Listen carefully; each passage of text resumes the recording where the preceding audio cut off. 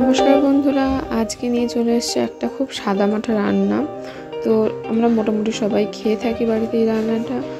কচু আলু দিয়ে রুই মাছের ঝোল। তো তার জন্য রুই মাছগুলো প্রথমে আমরা ভালো করে ভেজে নিলাম, তারপরে কচু আর আলুটা আমি আলাদা করে সিদ্ধ করে অল্প একটু ভেজে নিলাম।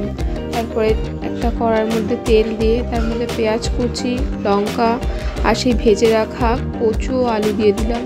দিয়ে ভালো করে কষিয়ে নিয়ে ওপর দিয়ে দেবো জিরে আদা বাটা একসাথে দিয়ে আরও ভালো করে একটু কষিয়ে নেব। নিয়ে দিয়ে দেবো হলুদ লবণ পরিমাণ মতো, দিয়ে একটু পরেই আমরা গরম জল দিয়ে দেবো। গরম জল দেওয়ার কথাটা আমি বারবারই ভিডিওতে বলি যাতে তরকারিটা আরও বেশি টেস্ট হয়। তো তারপরে আমি ভেজে রাখা রুই মাছগুলো দিয়ে দেবো। দেওয়ার পর একটু নাড়াচাড়া করে ফুটে উঠলেই আমাদের মাছের ঝোল রেডি। কেমন লাগলো ভিডিওটা জানাবেন। থ্যাংক ইউ ভিডিও দেখার জন্য।